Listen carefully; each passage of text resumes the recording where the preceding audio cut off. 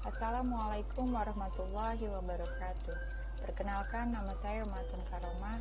Saya peserta CPNS Kementerian Sosial yang sedang mengikuti latar CPNS golongan 3 Kementerian Sosial. Pada tugas latar kali ini, saya akan berbagi video tentang ASN milenial yang beretika. Stay tune ya.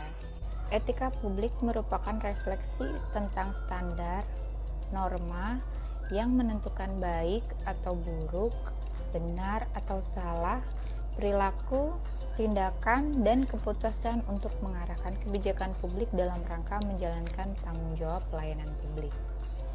Ada 3 fokus utama dalam pelayanan publik, diantaranya 1. Pelayanan publik yang berkualitas dan relevan. Yang kedua, sisi dimensi reflektif. Maksudnya adalah etika publik berfungsi sebagai bantuan dalam menimbang pilihan sarana kebijakan publik dan alat evaluasi. Yang ketiga adalah modalitas etika, yaitu menjembatani antara norma moral dan tindakan faktual. Pelayanan publik yang profesional membutuhkan tidak hanya kompetensi teknik dan leadership, namun juga kompetensi etika. Sebagian besar pejabat publik, baik di pusat maupun di daerah, masih mewarisi kultur kolonial yang memandang birokrasi hanya sebagai sarana untuk melanggengkan kekuasaan dengan cara memuaskan pimpinan. Berbagai cara dilakukan hanya sekedar untuk melayani dan menyenangkan pimpinan. Loyalitas hanya diartikan sebagai menyenangkan pimpinan atau berusaha memenuhi kebutuhan pribadi pimpinannya. Kalau itu yang dilakukan oleh para pejabat publik, peningkatan kinerja organisasi tidak mungkin dapat terwujud. Adapun kode etik profesi dimaksudkan untuk mengatur tingkah laku atau etika suatu kelompok khusus dalam masyarakat melalui ketentuan-ketentuan tertulis yang diharapkan dapat dipegang teguh oleh sekelompok profesional tertentu.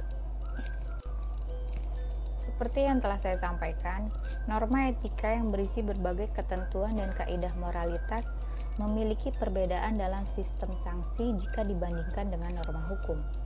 Sistem sanksi dalam norma hukum sebagian besar bersifat paksaan, dan karena itu memerlukan aparat penegak hukum yang dibentuk atau difasilitasi oleh negara.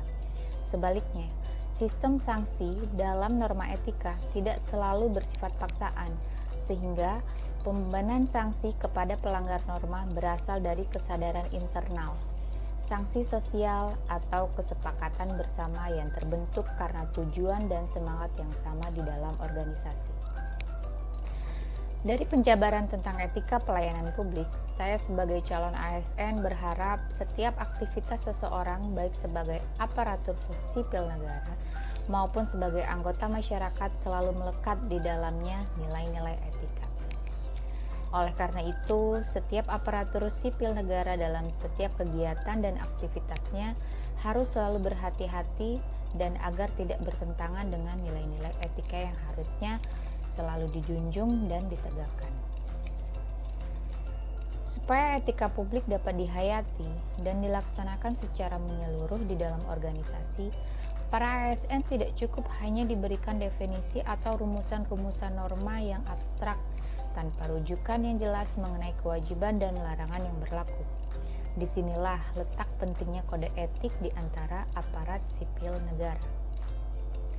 Langkah strategis yang dapat dilakukan untuk menjadi ASN yang beretika adalah dengan perubahan mindset dari seluruh aparatur sipil negara. Perubahan mindset ini merupakan reformasi birokrasi yang paling penting, setidaknya mencakup 3 aspek yang penting diantaranya. Pertama, berubah dari penguasa menjadi pelayan. Maksudnya adalah kita sebagai ASN yang memiliki kekuasaan tidak semena-mena menggunakan kekuasaan. Langkah strategis yang dapat dilakukan untuk menjadi ASN yang beretika adalah perubahan mindset dari seluruh ASN itu sendiri. Perubahan mindset ini merupakan reformasi birokrasi yang paling penting, setidaknya mencakup 3 aspek, yaitu pertama, berubah dari penguasa menjadi pelayan. Maksudnya adalah kita sebagai ASN yang memiliki kekuasaan tidak semena-mena menggunakan kekuasaan yang kita miliki. Sebaliknya, kita harus memberikan pelayanan yang terbaik untuk masyarakat. Yang kedua, merubah dari wewenang menjadi peranan. Maksudnya adalah, sebagai ASN yang memiliki kewenangan, sebaiknya kita menggunakan hal tersebut untuk memberikan peranan yang baik terhadap masyarakat, bukan malah sebaliknya, menjadi sewenang-wenang terhadap masyarakat hanya karena kita dapat melakukannya. Yang ketiga adalah menyadari bahwa jabatan publik adalah amanah yang harus dipertanggungjawabkan bukan hanya di dunia tapi juga di akhirat. Semua pemimpin harus mempertanggungjawabkan kepemimpinannya di hadapan Tuhan yang Maha Kuasa.